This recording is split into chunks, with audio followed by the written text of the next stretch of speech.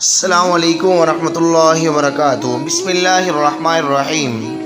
Interesting story channel کے معزز ناظرین، آج آپ دیکھنے جا رہے ہیں اپنے ہی چینل پر نیو ناول ظالم نے کا اور مظلوم طیف کا بہت ہی انٹرسٹ ایپیسوڈ نمبر 29، جو کہ بہت ہی دلچسپ ہے۔ محبت میں ہارے ہوئے لوگ ایک بار ضرور دیکھیں۔ اس میں آپ دیکھیں گے کہ میم خورم محبت میں شکست شدہ عادل خان کو کیسے پٹا کر شادی کے لیے رضامند کرتی ہے۔ ناظرین، ویڈیو کی جانب بڑھنے سے پہلے ہمارے چینل کو سبسکرائب کیجئے اور ویڈیو کو لائک اور شیئر بھی کیجئے اور کمنٹس باکس میں اپنی رائے کا اظہار ضرور کیجئے۔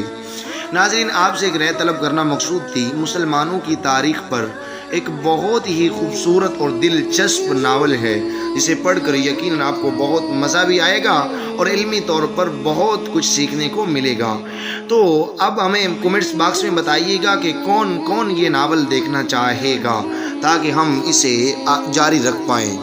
اب چلتے ہیں آپ کا ٹائم ویسٹ کیے بنا ویڈیو کی جانب۔ خورم خان نے عادل خان سے کہا کہ میں تم سے شادی کرنا چاہتی ہوں۔ خورم کی بات پر وہ جھٹکے سے کھڑا ہوا تھا۔ کیا کہہ رہی ہیں آپ میم، ہوش میں تو ہیں؟ عادل نے سکتے کے عالم میں کہا۔ اسے خورم سے اس بات کی کہاں امید تھی۔ ہاں بالکل ہوش میں ہوں عادل، میں تم سے نکاح کرنا چاہتی ہوں۔ خورم نے اپنی بات دہرائی۔ یہ ممکن نہیں ہے، عادل نے سپاٹ لہجے میں کہا۔ کیوں ممکن نہیں ہے؟ خورم نے نہ سمجھی سے پوچھا۔ کیونکہ وہ انسان جو پہلے ہی کسی اور کو دل میں بسائے بیٹھا ہے، آپ اس سے کیسے نکاح کر سکتی ہیں؟ وہ انسان آپ کو آپ کے حقوق بھی نہیں دے سکتا، اور سب سے بڑی بات، میرے اور آپ کے سٹینڈرڈ میں بہت فرق ہے۔ آپ ایک اپر کلاس فیملی سے تعلق رکھتی ہیں، جبکہ میں آپ کی کمپنی میں کام کرنے والا ایک معمولی ورکر ہوں۔ عادل نے اسے اس کا سٹیٹس باور کروانا چاہا۔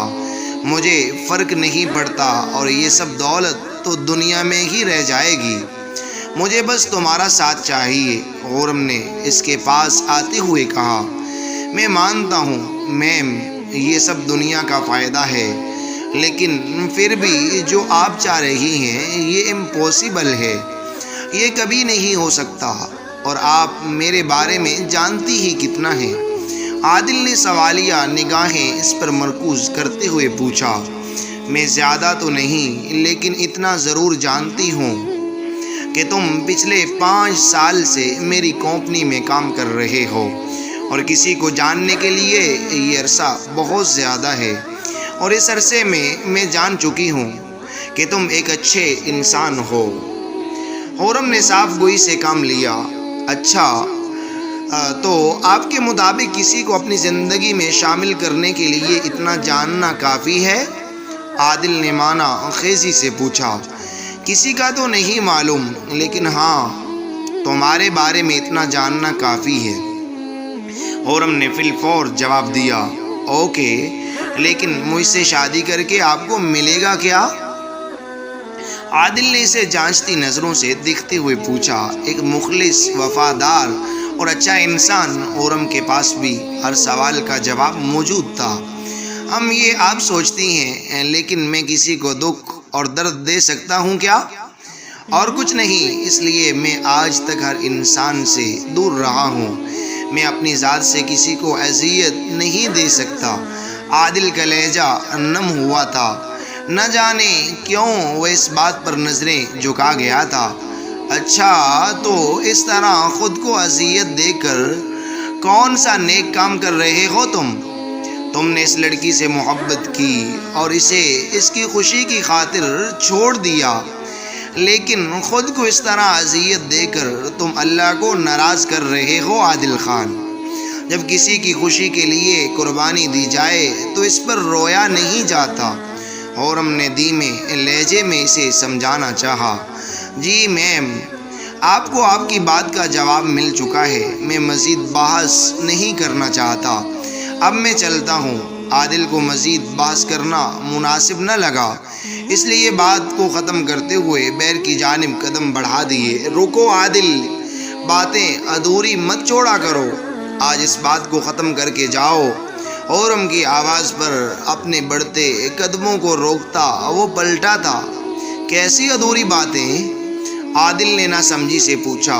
آج میں جاننا چاہتی ہوں کہ وہ لڑکی کون تھی، خرم نے سپاٹ لہجے میں کہا۔ اوکے، آپ جاننا چاہتی ہیں نا، تو سنیں۔ وہ لڑکی بچپن سے میری منگیتر تھی، لیکن میری جان سے عزیز ابا نے اسے غیرت کے نام پر کسی اور کے نام کر دیا، اور میں چاہنے کے باوجود بھی اسے واپس نہ لا سکا۔ وہ لڑکی جسے میں نے بچپن سے اپنا سمجھا، اس کا نام ہمیشہ اپنے نام کے ساتھ سنا، جس سے آخری حد تک محبت کی میں نے، کبھی کھونے کا خوف نہیں تھا مجھے۔ خرم میم، میں پڑھائی کے لیے آؤٹ آف کنٹری چلا گیا، اس یقین کے ساتھ وہ میری ہے، اور اسے تو میرے نام کی انگوٹھی بھی پہنا دی گئی تھی، لیکن میں نہیں جانتا تھا کہ مجھے واپسی میں اتنی دیر ہو جائے گی کہ میں اسے کھو دوں گا۔ خرم، میں اس شخص سے بھی آزاد کروا لیتا، لیکن وہ خوش تھی، اور اس کی خوشی نے ہی مجھے دغا کرنے سے روک دیا، ورنہ میں عائشہ کے لیے کچھ بھی کرنے کے لیے تیار تھا۔ میں نے تو اپنی محبت کو پا کر کھویا ہے خرم، اس سے زیادہ درد کیا ہو سکتا ہے؟ آج پہلی دفعہ عادل خان نے اس سے اونچی آواز میں بات کی تھی۔ کیا وہ خوش ہے؟ خرم نے ڈرتے ہوئے پوچھا۔ جی، وہ خوش ہے، اس انسان کے ساتھ۔ ابھی بتایا تو ہے آپ کو، عادل نے دھیمے لہجے میں کہا۔ تو جب وہ خوش ہے تو تم کیوں خود کو روک لگائے بیٹھے ہو عادل خان؟ تمہیں تو خوش ہونا چاہیے کہ وہ خوش ہے، تمہیں اپنی لائف میں آگے بڑھنا چاہیے، لیکن اب تمہیں اسے بھول جانا چاہیے، خرم نے حتمی لہجے میں کہا۔ کیا کسی کو بھول جانا اتنا آسان ہوتا ہے خرم جی؟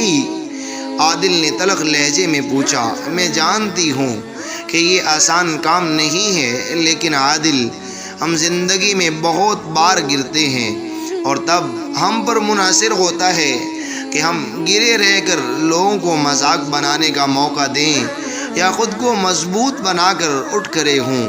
اگر ہم یوں ہی گرے رہیں گے تو لوگ ہمیں روند کر آگے بڑھ جائیں گے، اور ہم روتے ہی رہ جائیں گے۔ خرم نے نرم لہجے میں اسے سمجھایا۔ لیکن کوئی آگے بڑھنا ہی نہ چاہے تو؟ میم، عادل نے ایک اور سوال کیا۔ تو وہ انسان دنیا کا سب سے بڑا بے وقوف انسان ہے۔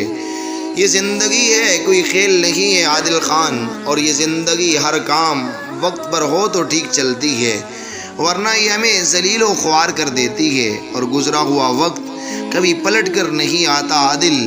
اگر اس وقت کی وقت پر قدر نہ کی جائے تو یہ ہمیں برباد کر کے رکھ دیتا ہے، پھر ہمارے پاس پچھتاوے کے علاوہ کچھ نہیں بچتا، اور اللہ نے تو خود فرمایا ہے، وہ تب تک کسی کی حالت نہیں بدلتا جب تک وہ انسان خود نہ چاہے۔ آگے بڑھو عادل، زندگی نہ کسی کے آنے پر رکتی ہے نہ کسی کے جانے پر۔ خرم نے اسے زندگی کی حقیقت سے روشناس کروایا۔